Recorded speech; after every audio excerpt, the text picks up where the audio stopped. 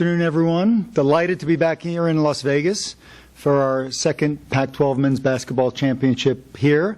It's been a great success, and this game today is going to top off what's been a tremendous year in Pac-12 men's basketball. When I look at the success of this tournament in only its second year, look at the crowds that we've had, the atmosphere, the electricity, it really is a realization of the hope and the vision that we had when we brought the tournament to Las Vegas. Our regular season champion, Arizona, spent all the year either atop or near the very top of the polls, and the Pac-12 was as deep as any conference this year. In fact, 7 Pac-12 teams were amongst the top 55 in the latest RPI, rivaling any other conference. So we've got that magical combination right now of elite teams and an increasing depth in the conference in basketball, which is something we aspire to. And now the stage is set to crown our tournament champion in what I know will be a great matchup today between Arizona and UCLA. I want to take a few minutes. It's a great opportunity to be with you. Take a few minutes to talk a little bit about some issues and major things going on, not just around basketball in the conference, but more broadly around college athletics and developments with the conference. First, I want to update on some of our globalization initiatives, particularly related to China. We've got some important news. Delighted to announce 2 specific developments related to our China plan. The first is that this summer, Oregon State men's basketball coach Craig Robinson is going to be leading the first ever Pac-12 men's basketball all-star team to China. Similar to the past 2 summers trips, but which involved individual teams traveling to China, this team is going to have representatives from all 12 of our institutions. They will play 2 games against professional teams in China. They will play a game against a university team in China, and they'll have a chance to visit 3 cities and not in what is not only a sporting competition, but also a cultural exchange between our 2 countries. And in a big step forward, something that has been talked about at a very broad level, very pleased to announce that we finalized plans to stage the first ever regular season men's basketball game in China. In 2015, we will become the first U.S. sports league, collegiate or professional, to stage a regular season game in China. The game will take place on November 14, 2015, between the University of Washington, from our conference, and the University of Texas. It'll be broadcast live throughout China as well as here in the U.S. on ESPN. This event represents a major step forward in our globalization initiative and a big step forward in our efforts to promote our universities in China.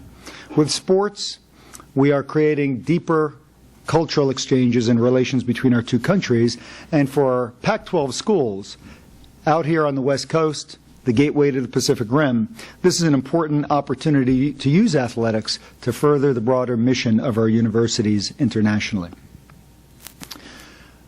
During this week, and today in fact, you'll also see Chinese representatives from 23 of the leading universities in China that have spent the better part of this week here with our team as part of the the U.S.-China Collegiate Sports Development Program. This is the second year that we've conducted this development program, which is an exchange between athletics directors and universities in China and ours. So there were several seminars that took place this week, other exchanges. It's been a very successful week in exchange between our 2 countries at the university level.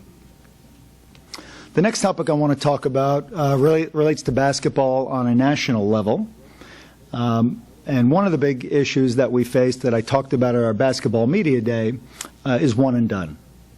From my perspective, this is one of the most significant issues facing collegiate basketball, but more broadly college sports, especially at Pac-12 institutions where excellence in the classroom is critical and held in very high regard, more important than performance on the court or the field. It's our feeling that the one-and-done phenomenon is very detrimental to the essential academic mission of our universities.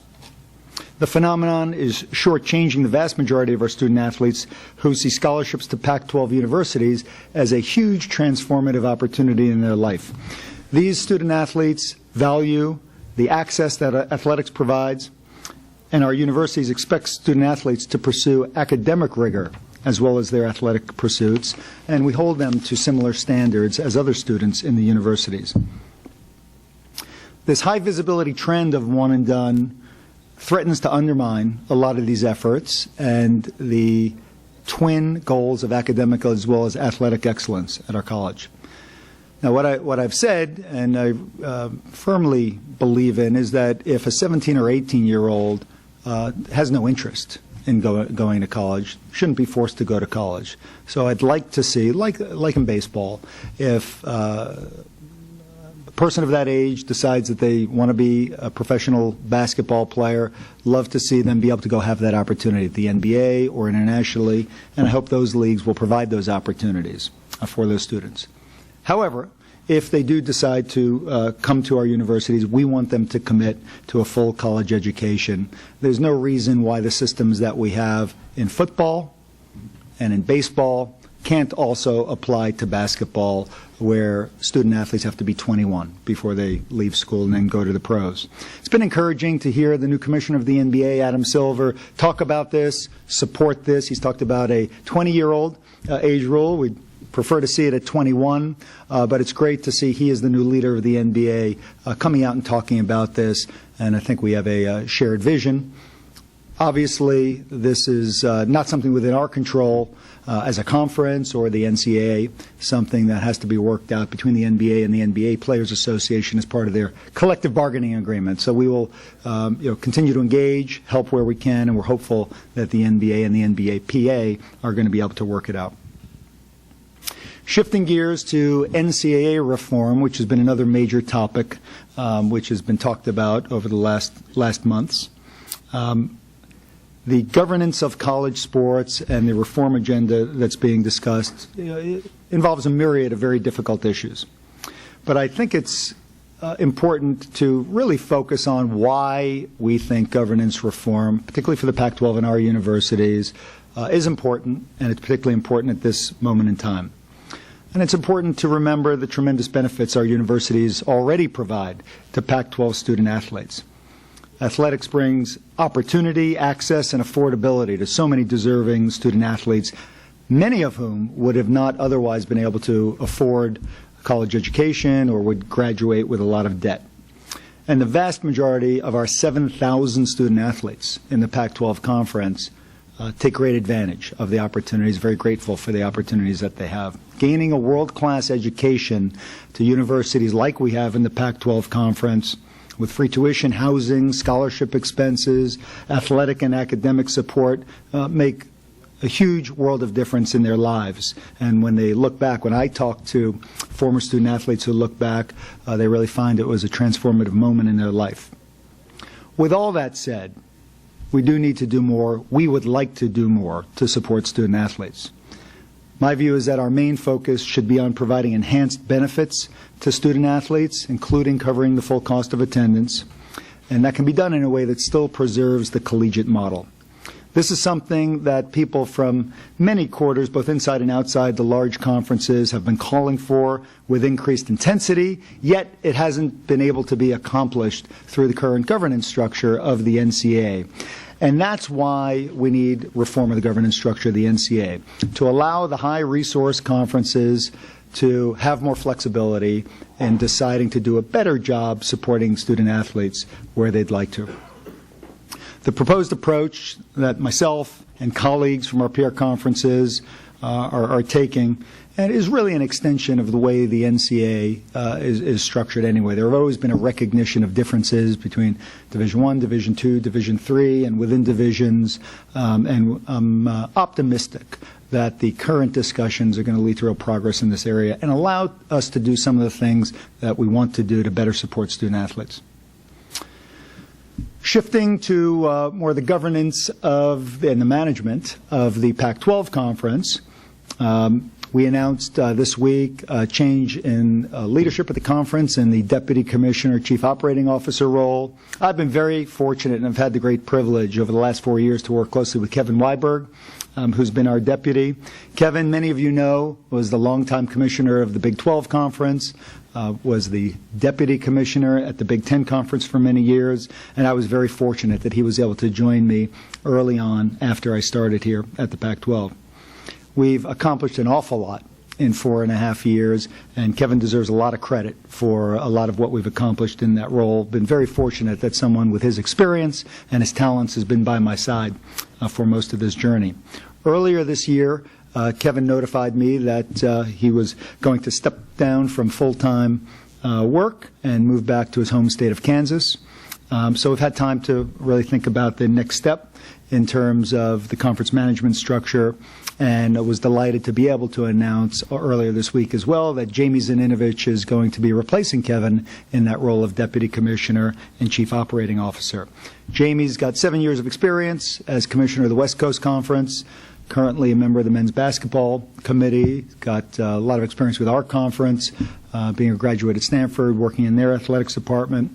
Overall, great fit for our conference, will be a great member of our team. Brings with him very important experience. Well, very big shoes to fill with Kevin's retirement, but we're very fortunate to have someone of Jamie's skill and experience that's going to be a member of our team. So that's a quick roundup of a variety of things, I realize, international, national, and very local in terms of how our conference operates. But this is always a great opportunity with the media around the basketball tournament to share with you some of the major developments that are going on, some of the things that we are thinking about. Turning to this tournament here, as we get ready for what I'm sure will be a great game. I wasn't sure I was going to be saying this soon in terms of our time here in Las Vegas, but we're announcing that we've had a sellout 4 sessions in a row, which obviously is a great step forward from where this tournament has been, and I think it represents great progress in just our second year here, and we feel that there is still a long way to go in continuing to build up this event. I want to thank our partners here in Las Vegas. It's been a great team effort. The Las Vegas Events and Pat Christensen, who's their president, as well as Scott Sabella and the MGM Grand team, as well as the Pac-12 team that have worked on it. I want to thank our sponsors, including our presenting sponsor, New York Life, and thank you to the media that have been here supporting this event, helping communicate what's happening across the country. And now I'd be delighted to answer any questions you have. Larry David Kelly, Tucson News Now. How aware are you of your low approval rating inside of the Arizona Wildcats fan base, stemming from everything that happened last year with the officiating program, magnified during this basketball season by a belief that you did not show up at a U of A home game, and a lot of people were upset with that. And for lack of a better term, a lot of fans feel like you've shunned Wildcat basketball. What do you say to them? Well, first of all, I don't measure my approval ratings. I'm not running for office. Really, my whole job is about supporting all of our schools and have a great relationship with all of our schools, including University of Arizona. So I think if that perception is out there, as you say, I certainly wouldn't view that as an accurate characterization at all, both in terms of my relationship with the leadership of the university, as well as certainly support for Arizona. Obviously, delighted with their success, and work very collaboratively with them. Someone had asked me about the trophy presentation. I could certainly clarify. As a matter of course, I'm never presenting regular season trophies in football or basketball unless I happen to be in a place where that's occurring.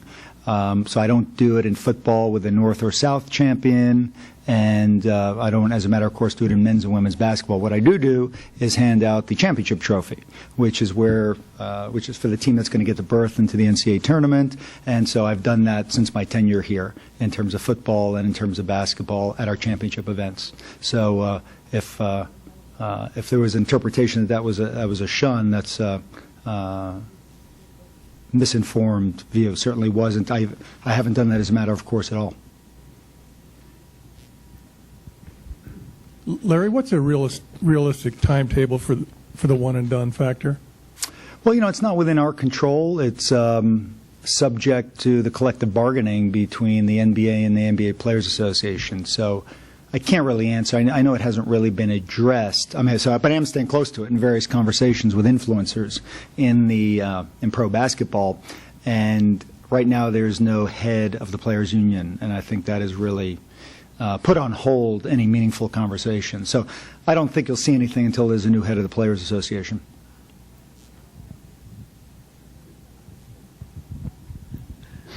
Kim Grenold, Sports Washington Magazine in Seattle. Any idea of the selection process for the All-Star team in China? And then also the question you answer 10 times a day, the DirecTV, any progress on that? And then also just the real frustration with the fans with the unpredictability of time slots, late TV games, and sometimes feeling like the stepchild, getting the worst slots on TV. Any progress? Can you just update us about the conversations you're having with your TV partners on that? Sure. So one at a time. In terms of selection process for the All-Star team, that's really, we leave that up to each of the coaches to nominate the players that they'd like to see go. And then with Coach Robinson at Oregon State University, who's going to be the coach of the All-Star team, he'll work on mixing and matching, make sure we have an appropriate team. So essentially, individual coaches will nominate, and then Coach Robinson will work collaboratively to select the team. And they'll do some training here in the U.S. first before they go over to create some gel between the teams, and then they'll go over for their tour. Second question: no progress on DirecTV. We've got no new news there. Unfortunately, I know it's a great source of frustration for fans, and we are sympathetic to that, especially this week when we've had, I believe it's 8 of the 11 games on the Pac-12 network, and there's so much interest in what's going on. And this week's been indicative of the great content and the passion that our fans have to want to see their teams in important moments in football, basketball, and all the other sports. So we're hopeful that DirecTV listens to their customers and our fans that are passionate about wanting to get it, and that there'll be some progress. We keep trying. We keep trying to open the door, try to find creative solutions, understanding that we've got 65 other distributors that are taking it on a certain business model. There's really nothing more we can say other than that. There's no immediate sign of a resolution to that. In terms of nighttime games, this is something that, as we moved from our old TV agreements prior to 2012 to our new TV agreements, there have been significant changes across the board. Most notably, that we have a lot more games on TV. We made a commitment to broadcast every football game and every men's basketball game, and to have national distribution for all those games. That basically meant that we needed to alter our scheduling and create more TV windows when we would play games, and be more flexible with TV. So in the case of basketball, as an example, our conference has traditionally been very, very conservative about when we would play games. Most of the games would be at 7 or 7:30 on a Thursday night, and then we'd play on Saturdays. When we made a commitment, and in our prior TV deal in 2009, I know when I arrived, I think we had 90 basketball games that weren't on TV at all. Fast forward to today, we've got a contract with ESPN with a significant number of games on, number of games with Fox, and 150 games on the Pac-12 network. To get every game on TV, we've got to play it multiple times. If every game during a week was on Thursday at 7 or 7:30, you couldn't get all the games on. So we had to move to double headers on Wednesday and Thursday so that we essentially have 4 weekday windows when we can play a game, thereby allowing us to get every game on TV. And to get on ESPN, Wednesday night was one of their open slots. They got for those of you that follow college basketball on ESPN, they got a pretty full slate of college basketball during the season. Wednesday night was a slot that they could give us a lot of exposure, which was really important to our coaches and our programs in terms of getting more exposure, more recognition, more appreciation nationally for our programs. Football as well. We're with ESPN, ABC, Fox Sports 1, Fox Broadcast Network, and the Pac-12 Network, and we're playing basically in every available window. And our partners really value those nighttime games. We provide disproportionate and unique value to our TV partners in that evening window because the SEC, Big Ten, ACC, and Big 12 can't play a 7:30 p.m. Pacific time, 10:30 p.m. East Coast time football game. So we have added a tremendous amount of value to that time slot. So the bottom line is the reason we are getting paid what we're getting paid for our rights, and the reason we've made the huge leap that we've made from an exposure standpoint as a conference and a resource standpoint as a conference is because we've been more flexible on the TV times. So I travel around the conference regularly. I'm at every campus once a year for a football game. I get to every campus every 2 or 3 years for a men's basketball game. And the reason I go to the campuses is to not only see how the games are managed, but to talk to the fans, to talk to the media. I get to see most of you when I'm traveling around, and to keep my finger on the pulse of what's happening. And I've gotten regular feedback from fans that they're struggling with the increase that we've had in nighttime games and some of the different times now we have in basketball and some of the flexibility we've had to offer TV. So, the pendulum has clearly swung more in the direction of trying to be flexible for TV because there was such an urgent priority placed on increasing our revenue and increasing our exposure. And now, 2 years into our new agreements, we're taking that feedback that we're getting from fans and schools and looking at, can we course correct? And so we're having conversations with ESPN and Fox about possibly figuring out ways within the construct of our agreement to maybe reduce the number of night football games and try to ease some of the tension fans are feeling. And there's nothing conclusive yet. Those are conversations we'll keep having. And it's part of the normal course of a relationship with your TV broadcaster. Every year you review what's working well, what areas do we need to try to address. They've got issues too, and the main thing I want to underscore is we absolutely listen to fans, to our schools, want to try to just find that perfect balance, as elusive as it may be. But we have prioritized as a conference, and there's no getting around it. We have prioritized as a conference being more appealing to TV and having more national exposure and creating greater revenue, and that has really benefited our campuses. Back here, Larry. Back here by the cameras. Sorry. Yes. Tom Ward, KVAL TV. You talked about the struggles of the fans and things like that. One of the things we've heard in our corner of the world is, coaches talking about the Sunday games. We're talking basketball here, that they don't have a chance to give student athletes a day off. And that's been it's kind of been a real problem. I mean, your thoughts on the Sunday games? I mean, Beavers played on Super Bowl Sunday of all things, which a lot of people, they didn't have very good attendance, and, it all kind of wraps together. Just your thoughts on that situation.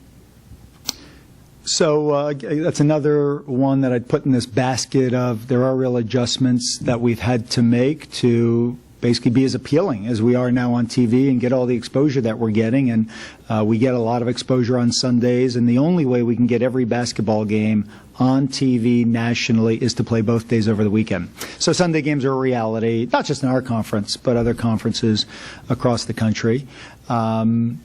But we're learning. I mean, this is still relatively new for our conference, so we get feedback. If some campuses struggle more than others with Sunday games, we try to nudge that a little bit in our annual scheduling. But it is a reality, and will be for the next decade of our current TV contracts, and we'll do our best to make the adjustment as we can for fans.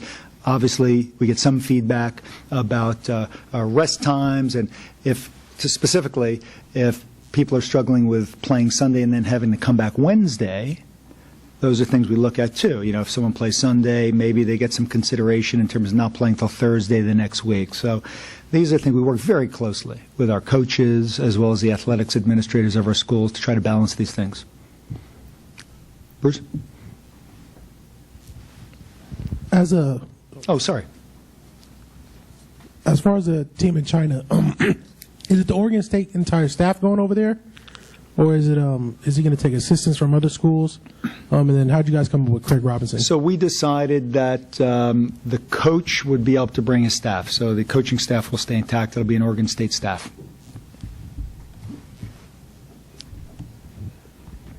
Larry, just kind of along the lines of what you're saying, Arizona's been on their 2-game trips this year. Every time they've had 2 days in between, and Miller's complained a lot about it being out for 5 days or whatever. I wonder, in light of what you're saying, is it possible any push where you can tighten them up a little bit, either on a Wednesday, Friday, or some more Thursday, Saturdays, or how tough is that?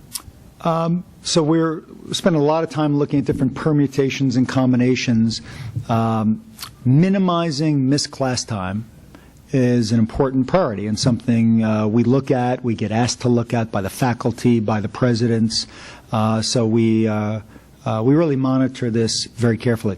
When we moved from a traditional Thursday, Saturday basketball scheduling scenario to know that we were going to have to play Wednesdays and Thursdays as well as Saturdays and Sundays, we went to the campuses to say, we think this can be done in a way where you don't miss any more class time than you're missing currently, but we'll have to change our travel policies. One of the reasons that we're going to Wednesday, Thursday is exposure. The other is revenue. And if we play on Wednesdays, we'd like to see the teams be able to charter to fly back to campus that night. And our hypothesis was that if you play Wednesday, Saturday, or Wednesday, Sunday, certainly if you stay in the travel pair city that you're traveling to, you would be away more days than if it were Thursday. But if you charter and come back, you could actually be away less than you would have been under a Thursday, Saturday, or Thursday, Sunday scenario. So the idea was that as we have more resources, let's allocate some of them to support student-athlete welfare, to support the academic objectives that we have, and turn what could be looked at as a potential problem into an opportunity and get kids back to campus and class sooner than they would be if we were playing Thursday, Saturday. Having said that, then it's left to each school to manage and decide what they're going to do. We have not forced a conference-wide policy up until now. So right now, that decision, Bruce, is left on a campus-by-campus decision about how they're managing their travel. Yeah, Larry, Bill Plaschke, LA Times. We talk a lot about exposure. In the case of UCLA, Thursday night basketball games starting at 6 p.m., that's the absolute worst kind of exposure for UCLA because the stands are empty. And even Dick Vitale earlier this year criticized, you left UCLA open for criticism. Their fans, who are great fans, were criticized by Vitale for not being at the game when, in fact, 6 p.m. West LA, they're all in traffic, and they don't get there until halftime. Is there any community-specific adjustments you can make in this case? Because, again, exposure is a bad thing at this point. Yeah. So it's a challenge in general. For some, if you're going to play doubleheader, one game's got to be at 6, one's going to be at 8. Rarely, I won't say never, but rarely are we playing a game at 9 p.m. where you go 7 and 9. That's not too great either. And you're right. In some communities, 6 p.m. may be too early. In others, 8 p.m. is too late. We're learning. Now that we're 2 years into this, we're getting a feel and trying to be a little bit more flexible to see if certain schools don't have a problem with one time slot, maybe you play more games there, and then with other schools, maybe it's less of a problem, so you load up those 6 p.m. game times there. We're not there yet in terms of having this perfect balance. I think in general, every campus has some struggle with 6 p.m. It's early. In most places, 8 p.m. can be too late if game goes till after 10 and getting back. So I think to some extent, there's a fan adjustment that will happen naturally over time. To some extent, we can be better about figuring out unique situations and working around it. More art than science, probably, but I think we'll continue to iterate and evolve.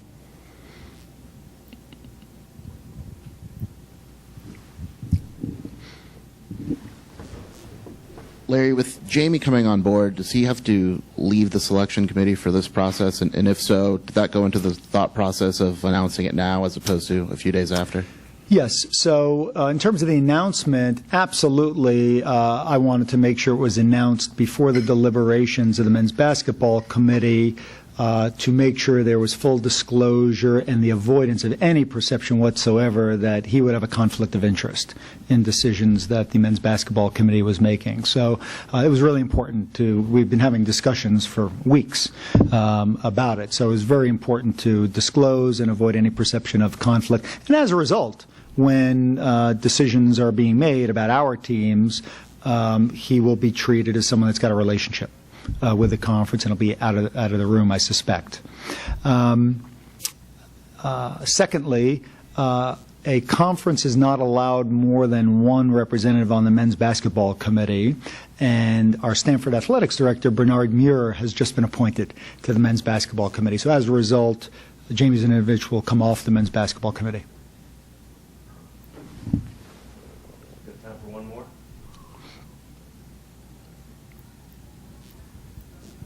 Just kind of a minor point, but I noticed you're talking about exposure. I noticed, I think it was Wednesdays, you'd have a lot of games on at the same time, almost, one be on Fox Sports 1 and one on ESPNU. Is that okay? Is that something you want to avoid as well, or because they're on different networks? Is that okay?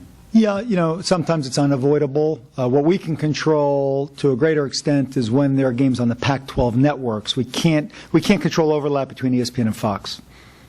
As much as we've tried to foster a harmonious relationship between the two of them, they've got the flexibility to schedule games when they want. The main thing was creating enough windows where we knew we could get every game on TV, but inevitably, and it happens in football too, as you know, on any given Saturday, if you've got 8 games you got to broadcast, there's going to be overlap. So I just think that's the reality of this environment where you're trying to get every game on TV, you've got multiple broadcast partners, you're going to have overlap in games.